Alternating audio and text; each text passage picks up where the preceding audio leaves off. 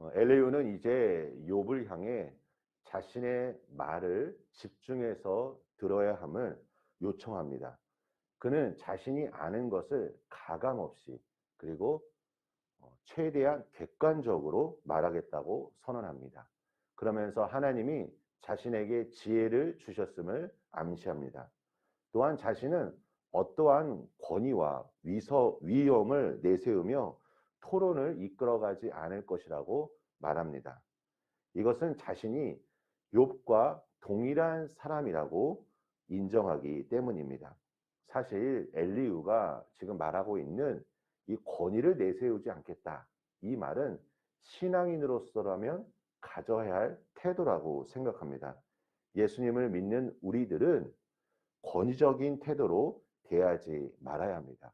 누구를 만나든지 간에 하나님께서 사랑하시는 영혼이기 때문에 그 사람을 존중하며 하나님의 은혜가 모두 필요한 존재임을 인정한다면 우리는 자신의 위치와 권위를 자랑할 수 없을 것입니다.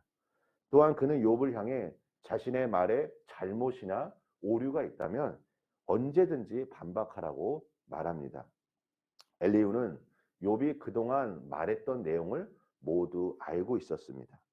욥이 이전에 자신이 온전하고 깨끗함에도 불구하고 하나님이 욥을 적대시한다고 감시한다고 주장했습니다. 이러한 주장에 대해 엘리후는 피조물인 사람이 하나님께 문제를 제기하는 것은 그 자체가 잘못된 것임을 말하고 있습니다. 또한 하나님이 자신의 부르짖음에 아무런 대답도 하지 않은 욥의 주장을 반박하고 있습니다.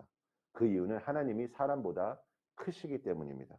이사야 선지자는 질그릇 가운데서도 작은 조각에 지나지 않는 인간이 자기를 지으신 하나님을 원망하는 것은 화를 자초하는 것이라고 경고했습니다. 우리는 욥의 탄식을 알고 있습니다. 그는 하나님이 자신의 기도에 응답하지 않고 침묵한다고 원망했습니다. 욥은 자신이 당하는 고난의 이유를 하나님께 듣기를 원했습니다.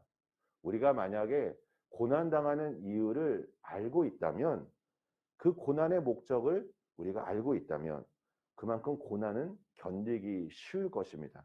그런데 엘리후는 말합니다. 13절입니다.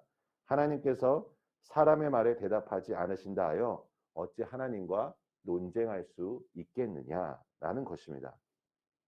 하나님이 사람보다 크시다는 것은 누구나 인정하는 진리입니다. 그러나 우리가 한 가지 알고 있는 사실이 있습니다.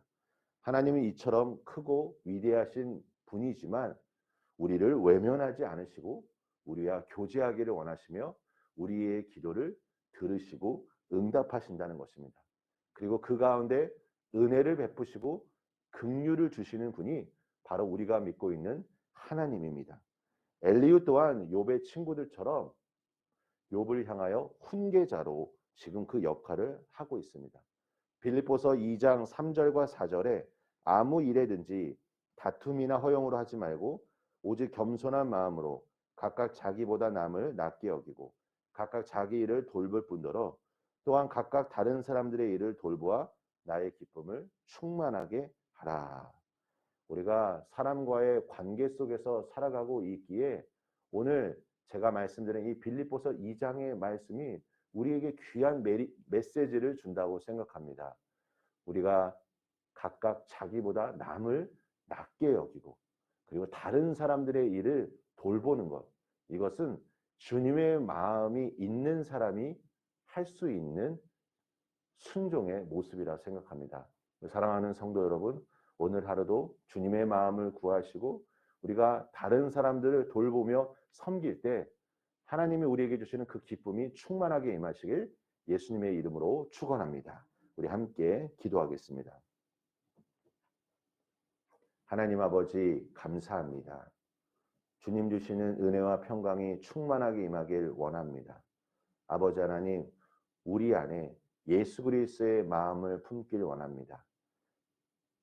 다른 사람들의 일을 돌보고 섬김으로 말미암아 예수님께서 우리에게 원하시는 그 뜻을 순종하길 원합니다. 하나님 인도하여 주시고 도와주시고 우리의 눈을 열어주시고 오늘도 이 말씀을 따라 행할 수 있는 믿음을 부어 주시옵소서. 예수님의 이름으로 기도합니다. 아멘.